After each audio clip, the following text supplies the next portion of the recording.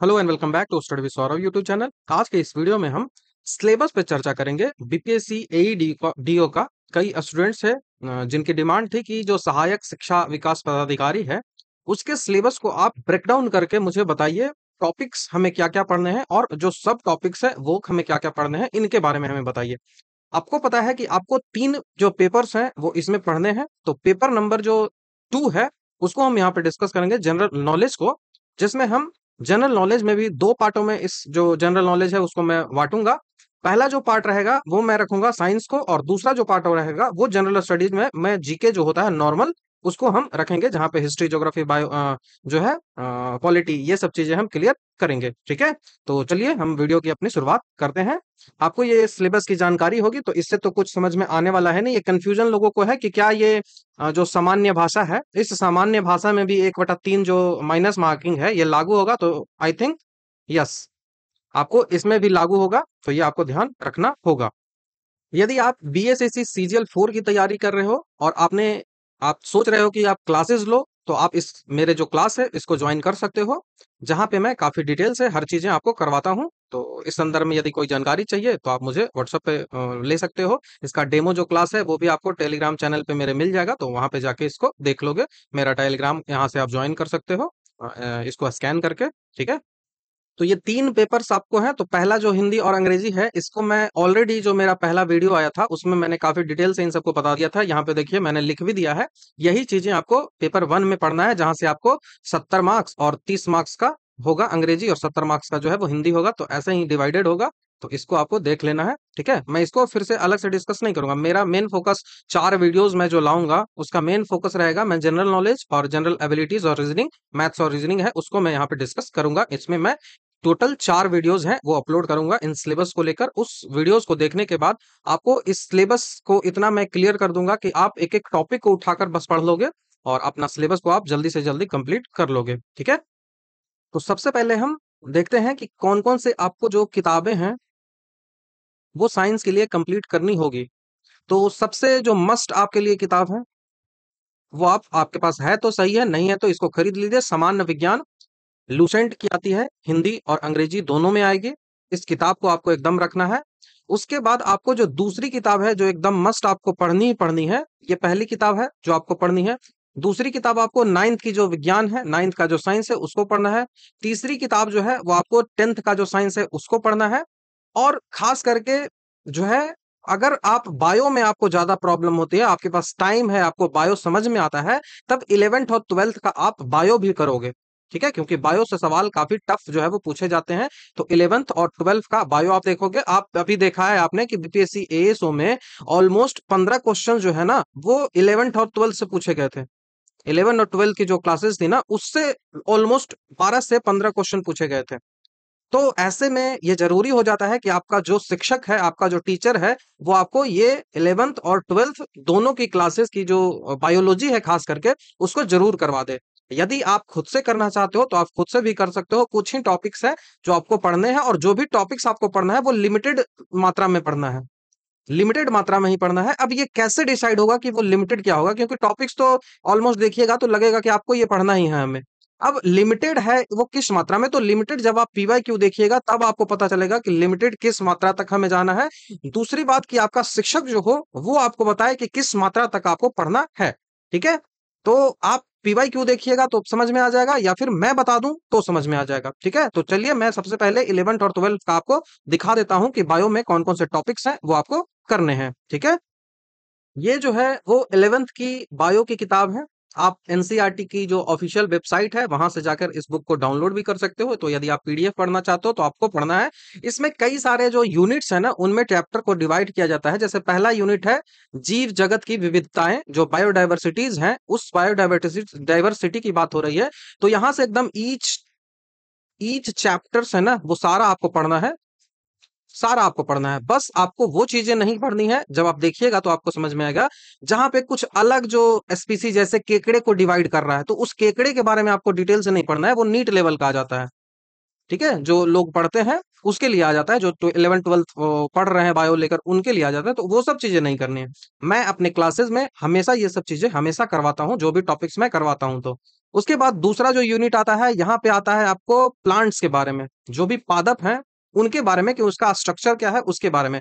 तो इसमें उसकी मॉर्फोलॉजी, उसकी फिजियोलॉजी, ये पूरा आपको पढ़ना पड़ेगा। तो 5 और 6 तो एकदम कंप्लीट करना है। मॉर्फोलॉजी एंड उसकी फिजियोलॉजी दोनों आपको वहां पे करना है। उसके बाद जो सेल है, सेल में तीनों चैप्टर्स आपको करने पड़ेंगे। सेल को पढ़ना पड़ेगा, जो उसके बायोकेमिकल्स होते हैं, बायो एटम्स होते हैं, उसको पढ़ना है। उसके बाद cell cycle and cell division जो होता है, क्रेब्स चक्र जो होता है, उसको भी यहाँ से पढ़ना है। यहीं से जो रूबिकोज रूबिकोज जो पूछा गया था ना, रूबिकोज जो पूछा गया था, वो इसी जो है उससे पूछा गया था। जब आप फोटोसिंथेसिस पढ़ोगे ना, तो फोटोसिंथेसिस में आप सेल का जो है वो क्रेब्स चक्र पढ़ते हो। जो कोशिका की साइकिल होती है, क्रेब्स चक्र, वो आप वहां पे पढ़ते हो। और जब क्रेब्स चक्र जब पढ़ोगे ना, तो रूबिकोज में, तो रूबिकोज में ही, रूबिकोज जो है ना, उससे एएसओ में सवाल ये पूछा गया था। ये फोटोसिंथेसिस में पढ़ना है, ठीक है। सेल डिवीजन में जो है वो क्रेब्स चक्र नहीं आता है, ठीक है। ये थोड़ा सा मैं कंफ्यूज कर गया था। उसके बाद जो है वो पौधों में परिवहन की बात की जाए, ट्रांसपोर्टेशन में बात की जाए, तो यहाँ पे पौधे के जो टिश्यूज होते हैं ना, वो आपको करना है। जाइलम फ्लोएम, और जाइलम फ्लोएम का कौन कौन सा पार्ट होता है ना, आप देखोगे कि जाइलम, और जाइलम का जो पार्ट है ना, उसमें 4 पार्ट्स में बंटते हैं। तो इन चारों पार्टों के नाम एएसओ में पूछा गया था। सीव ट्यूब्स, थ्रेड्स, ऐसे करके फाइब्रस था ना, ऐसे कर करके नाम जो पूछा गया था। तो वो भी आपको यहाँ से मिल जाएगा करने को। उसके बाद जो मिनरल्स होते हैं प्लांट्स में, प्लांट्स में जो हार्मोन्स होते हैं, फोटोसिंथेसिस, जो रूबिकोज पूछा गया था, वो यहीं से पूछा गया था। उसके बाद प्लांट का जो श्वसन होता है, तो श्वसन का एक पॉइंट पूछा गया था ना, कि कौन सा ऐसा पॉइंट है जहां पे श्वसन रेट, ऐसे करके कुछ सवाल था, वो एसओ का, वो इसी चैप्टर से 14वां नंबर का चैप्टर से था। उसके बाद जो प्लांट हार्मोन है, वो यहाँ पे आपको देखने को मिल जाएगा। तो ये पूरा आपको करना पड़ेगा। उसके बाद ये फिजियोलॉजी तो आप छोड़ ही नहीं सकते हो, बस अपने लिमिटेड सीमा तक ही आपको करना होता है। तो वो लिमिटेड सीमा आपको जब पढ़िएगा तब पता चलेगा, नहीं तो कोई टीचर आपको पढ़ाए तो वो लिमिटेड ही आपको पढ़ाएगा। अब 11th की खत्म हो गई, अब 12th की बारी आती है। तो 12th में तो सबसे पहले आपको क्या करना है, तो 12th में आपको ये वाला जो है रिप्रोडक्शन, जैसे एएसओ में ही रिप्रोडक्शन से पूछ लिया था कि कौन सा जो सेल है ना, उनके दोनों के बीच गैप होता है। गैप वाला जो मामला पूछा गया था, तो वहां पे जनन कोशिकाएं उत्तर हो रही थी, रिप्रोडक्टिव सेल हो रही थी, तो वो सब यहीं से पूछा गया था। उसके बाद जो पादप में जनन होता है, जैसे ब्रायोफाइटा से पूछा गया था कि ब्रायोफाइटा जो है वो आखिर उसको एम्फीबियन क्यों कहते हैं। तो उसका आंसर था ना, कि वो अपना जो रिप्रोडक्शन है उसको करने के लिए उसको पानी की जरूरत पड़ती है, दैट्स वाई वो एम्फीबियन कहा जाता है ब्रायोफाइटा को। तो वो यहीं से, ह्यूमन जनन तो हमेशा पूछता ही है, जनन स्वास्थ्य बहुत जरूरी है। जैसे अभी जो शायद बीपीएससी में सवाल पूछा गया था कि जब गर्भ निरोधक जो गोली है ना, कॉन्ट्रासेप्टिव पिल्स जो होती हैं, वो जो होती है वो कौन सा है, ये पूछा गया था। तो ये यहीं से पूछा गया था, चौथा नंबर का चैप्टर है। अनुवांशिकी थोड़ा बहुत पढ़ना है, उतना ज्यादा यहाँ पे नहीं पढ़ना होता है। उसके बाद ये चैप्टर बहुत ज्यादा एकदम वीवीआई है। जो बीपीएससी में आपको एक कोरामेन टी करके दवाई कुछ पूछा गया था, टी करके, वो जो दवाई एंटीसेप्टिक, आंसर उसका नहीं होगा, उसका आंसर ऑप्शन नंबर डी था। मुझे याद भी नहीं आ रहा है कि वो क्यों क्या था। वो मतलब कीटाणुओं को मारने के लिए वो बेसिकली होता है, वो एंटीसेप्टिक नहीं था उसका आंसर। तो ऑप्शन नंबर डी उसका आंसर होगा, आप देखिएगा। वो यहीं से आया था सवाल। तो ये चैप्टर्स आपको करने पड़ेंगे। तो यही जो है वो चैप्टर करना होता है, कुछ और जो और नहीं है। बायोटेक्नोलॉजी आपको नहीं पढ़ना है। और ये पढ़ना है, पर्यावरण के कुछ इश्यूज हैं, परितंत्र, और ये वाला पूरा आपको करना पड़ेगा, जैविक विविधता, ये सब टॉपिक आपको करने पड़ेंगे। तो ये 11th और 12th का जो टॉपिक है वो सारा मैंने बता दिया है, ठीक है। तो हमने सारे टॉपिक्स आपको बताए हैं कि 11th और 12th यदि आप बायो करते हो तो वो कौन कौन से टॉपिक आपको करने पड़ेंगे। एमसीक्यू प्रैक्टिस जो आपको बहुत जरूरी है करना, तो उसके लिए आप कोई भी किताबें ले सकते हो। मेरे अकॉर्डिंग आरआरबी जो ग्रुप डी का होता है, तो ग्रुप डी का पेपर आपको एकदम जरूरी है सॉल्व करना। उसके साथ ही साथ आपको पीएससी के जो भी क्वेश्चंस होते हैं, वो आपको जरूरी है करना। तो पीएससी के जितने भी प्रश्न होते हैं, वो आपको या तो घटना चक्र में मिल जाएगा, और नहीं तो ये यूथ कंपटीशन की उसी टाइप की किताब आती है, वहां पे मिल जाएगा। देखिए, ध्यान ये देना है कि यहाँ पे आपको बहुत कम सवाल मिलेंगे, बहुत कम सवाल मिलेंगे। तो यहाँ से उतनी ज्यादा प्रैक्टिस नहीं होगी, लेकिन ये सब क्वेश्चन छोड़ने का भी नहीं है। ये सब क्वेश्चन छोड़ने का भी नहीं है। उसके साथ ही साथ आपको डिफरेंट डिफरेंट स्टेट के जो एग्जामिनेशन होते हैं ना, अलग अलग राज्यों में जो एग्जामिनेशन होते हैं, उनको भी आपको ध्यान रखना पड़ेगा कि हाँ, अगर कुछ राज्यों में एग्जामिनेशन कांस्टेबल का ही क्यों ना हुआ हो, उसके आपको एक बार पेपर को देख लेना है कि कुछ अलग पूछा है। यदि कुछ अलग पूछा है तो उसको आप अपने नोट्स कर लोगे नोट में, कि हाँ, ये अलग पूछा है, ये पूछे जाने की संभावना रहती है। जैसे वो IgM, ये जो एंटी इम्यूनो हीमोग्लोबिन है, एंटी इम्यूनो हीमोग्लोबिन जो है वो बीपीएससी में पूछा गया है ये सवाल। ये जो है ना, आप जब पेपर उठा के देखिएगा, पेपर तो देता नहीं है बिहार एसआई, ये बिहार एसआई का मेंस में पूछा हुआ है। बिहार एसआई मेंस भी नहीं, प्री में पूछा हुआ है ये क्वेश्चन, आप उठा के देख लोगे। ये और ये बीपीएससी में रिपीट किया इस बार 71th में। आईजीएम, एंटी इम्यूनो हीमोग्लोबिन इसको कहा जाता है। तो ये इसीलिए जरूरी हो जाता है। जैसे आप बीपीएससी एएसओ का ही देखोगे ना, तो एक जो है वो बोला था कि वायुमंडल के ऊपरी एरिया जो होता है, उस वायुमंडल के ऊपरी एरिया में जो ओजोन है ना, वो हानिकारक होता है जीवों के लिए। वो ऑप्शन जो है वो स्टेटमेंट गलत था। वो कहां से पूछा गया था? ओपीएस से पूछा गया था। उड़ीसा का कोई एग्जामिनेशन है ये, उसके एग्जामिनेशन से ये कॉपी किया गया था। उसके बाद जो जो आपने देखा कि कुंवर सिंह के साथ जो लास्ट वाली लड़ाई, लैगार्ड जो था, ले लैंग जो था, वो जो था, ये जो पूछा गया ना, वो ए स्टेट में पूछा गया है। तो ए स्टेट का तो मैं कहूंगा ना कि ए स्टेट का जो एग्जामिनेशन होता है, उसका पीवाईक्यू आपको रटा हुआ ही होना चाहिए, क्योंकि मैंने कई बार एग्जामिनेशन में देखा है ना कि यहाँ से सवाल आते हैं। तो दैट्स वाई आपको पीवाईक्यू जो भी है मैंने बताया है वो करना होगा। उसके बाद जो है वो आपको सिलेबस का ब्रेकडाउन मैं यहाँ पे दिखाता हूँ कि कौन कौन सी जो चीजें हैं वो जनरल स्टडीज में आपको करनी होगी। तो सबसे पहले आपको मेजर जो बायोलॉजी के ब्रांचेज होते हैं वो सारे ब्रांचेज आपको करने पड़ेंगे। जैसे आपको करना है कि बॉटनी स्टडी ऑफ क्या होता है, जूलॉजी स्टडी ऑफ क्या होता है, माइक्रोबायोलॉजी स्टडी ऑफ क्या होता है, एनाटॉमी क्या होता है, फिजियोलॉजी क्या होता है, टैक्सोनॉमी क्या होता है, जेनेटिक्स क्या होता है, इवोल्यूशन क्या होता है, इकोलॉजी, बायोटेक्नोलॉजी। तो ये सारी चीजें आपको पढ़नी है। उसी तरह से जैसे सेल के बारे में आपको क्या क्या पढ़ना है, सेल से जब भी आपसे पूछा जाएगा, cell theory, cell structure, cell function के बारे में पूछा जाएगा, तो यहाँ पूछेगा कि सेल थ्योरी क्या है, स्लाइडन, स्वाइन, विर्चो। उसके बाद जो सेल ऑर्गेनल्स होते हैं कौन कौन से, वो क्या होते हैं, प्रोकैरियोटिक, यूकैरियोटिक क्या होता है, सेल ऑर्गेनल्स जितने भी होते हैं, माइटोकॉन्ड्रिया, न्यूक्लियस, ये सारे टॉपिक्स जो है वो आपको करने पड़ेंगे। Differences between plant and animal cell. उसके बाद जो है वो आप टिश्यू की ओर बढ़ोगे कि टिश्यू में क्या क्या चीजें पढ़नी होती है। तो टिश्यू में आप पढ़ोगे एनिमल टिश्यू, एपिथेलियम हो गया, कनेक्टिव हो गया, मसल नर्वस टिश्यू हो गया, मसल टिश्यू हो गया। जैसे मसल से ही आपको आजकल देख रहे हो सवाल देखने को मिलता है, रेखीय टिश्यू से बहुत ज्यादा पूछा जाता है। रेखीय, लीनियर जो टिश्यू होता है ना, उससे बहुत ज्यादा सवाल पूछा जाता है। तो ऐसे करके ही सवाल पूछे जाएंगे। उसके बाद प्लांट टिश्यू में आता है मेरिस्मेटिक, परमानेंट। अब यहीं से जाइलम फ्लोएम जो है वो कॉम्प्लेक्स में चला जाता है। कॉम्प्लेक्स टिश्यू में जाइलम एंड फ्लोएम आपको पढ़ना होता है। उसके बाद पीएमसी पढ़ना होता है, पैरेनकाइमा, कॉलेनकाइमा और स्केलेनकाइमा। पीसीएस पढ़ना होता है, पैरेनकाइमा, कॉलेनकाइमा, स्केलेनकाइमा। प्लांट टिश्यू में ही आप सब आता है। तो देखो मैंने यहाँ पे लिखा भी है, पैरेनकाइमा, कॉलेनकाइमा, स्केलेनकाइमा, जाइलम, फ्लोएम। ये सारे जो है ना, जाइलम, फ्लोएम, ये परमानेंट टिश्यू में आ जाते हैं। तो ये बहुत जरूरी है करना। फिर ये जो है वो मेरिस्मेटिक हो गया, परमानेंट टिश्यू हो गया। तो मेरिस्मेटिक जो हो गया ना, वो डिवाइड नहीं होता है। पर मेरिस्मेटिक डिवाइड होते रहता है, परमानेंट डिवाइड नहीं होता है। तो बहुत सारी चीजें हैं। अभी जो जाइलम और फ्लोएम भी है ना, ये 4 पार्टों में डिवाइड होता है एक एक करके। तो वो सारे आपको करने पड़ेंगे, ऐसा नहीं है कि छोड़ के चल जाओगे। उसके बाद बायोमोलिक्यूल्स में आपको एनर्जी का जो सोर्सेज है उसको करना होगा। एनर्जी का सोर्सेज मतलब कि कार्बोहाइड्रेट, प्रोटीन।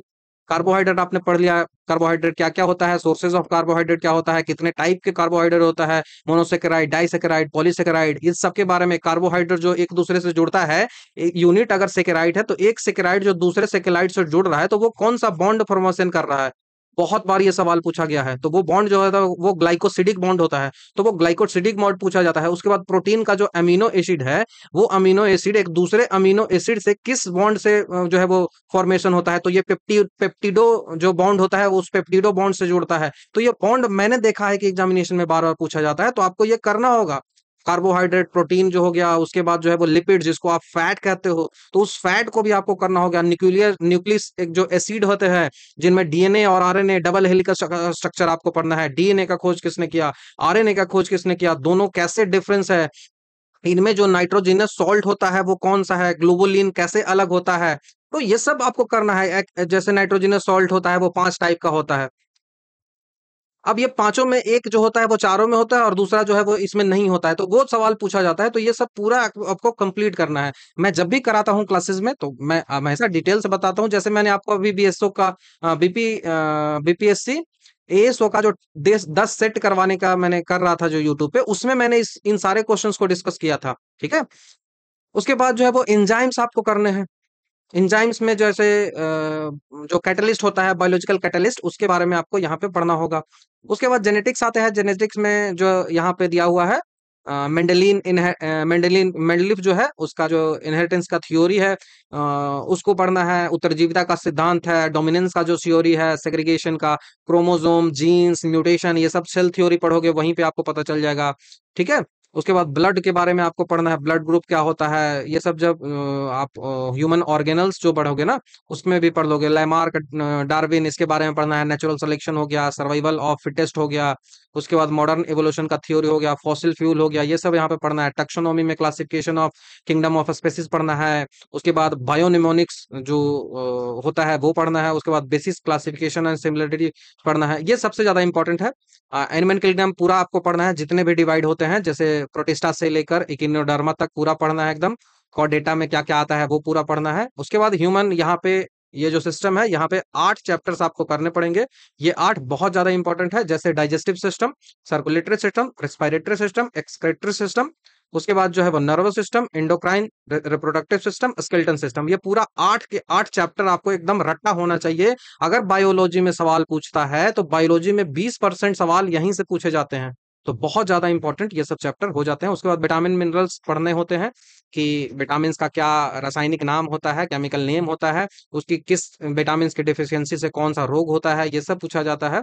उसके बाद मिनरल्स है, उसके क्या इंपॉर्टेंस है, ये सब पूछा जाता है। कॉमन ह्यूमन में जो डिजीज होते हैं, बीमारियां होती हैं, उनके बारे में पूछा जाता है। जैसे बीपीएससी में अभी पूछा भी था, पैरासाइट से लेकर पैरासिटिक रिलेशनशिप, जो रिलेशनशिप बनता है सिम्बायोटिक पैरासिटिक ऐसे करके, उससे पूछा था। हेलोजोइक मोड ऑफ न्यूट्रिशन जो बनता है, जब आप पहला चैप्टर 11th का पढ़ोगे ना, तो वहां पे ये सारा मिल जाएगा, और मैंने अपने क्लासेस में बताया भी है।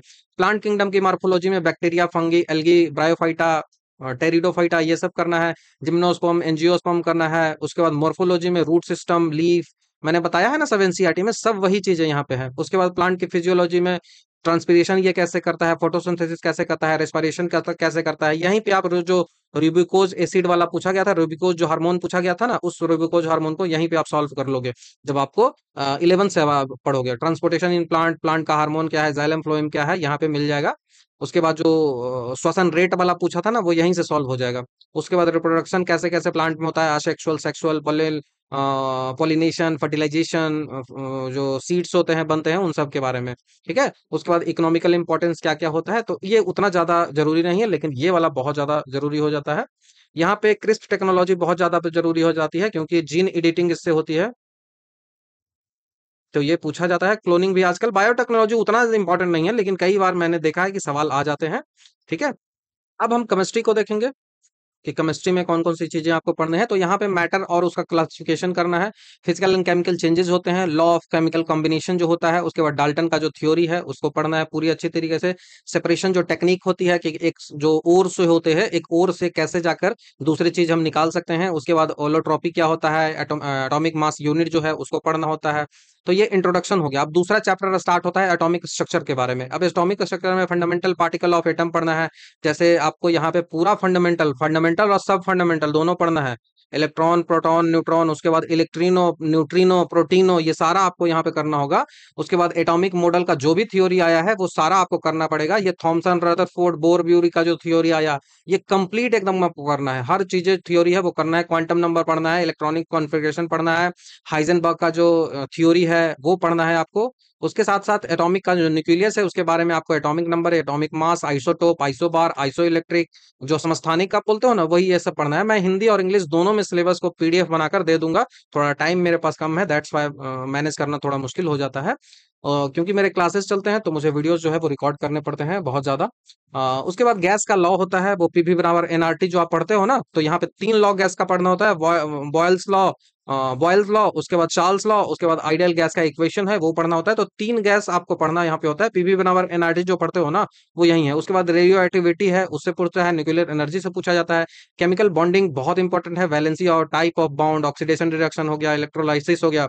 यही इलेक्ट्रोलाइसिस जो 12th का क्लास है ना, इसी इलेक्ट्रोलाइसिस में आपको जो है वो एसिड बेस सॉल्ट पढ़ने को मिल जाता है। पीएच स्केल इंडिकेटर जो भी है वो सारा यहाँ पे मिल जाता है। उसके बाद पीरियोडिक टेबल बहुत इंपॉर्टेंट है। जो भी पीरियोडिक टेबल का क्लासिफिकेशन जो भी डॉर्नर ने किया, न्यूलैंड ने किया, मेंडलीव ने किया, मोसले ने किया। उसके बाद मॉडर्न पीरियोडिक टेबल के बारे में पूरे जानकारी आपको होना चाहिए। पीरियोडिक टेबल के प्रॉपर्टीज जो है वो जानकारी होनी चाहिए कि किधर जाते हैं तो ionization energy, enthalpy, atomic size, इन सब पे क्या प्रभाव पड़ता है। अगर हम लेफ्ट से राइट जाएंगे, ऊपर से नीचे जाएंगे तो क्या इफेक्ट पड़ता है, ये सब करना होता है।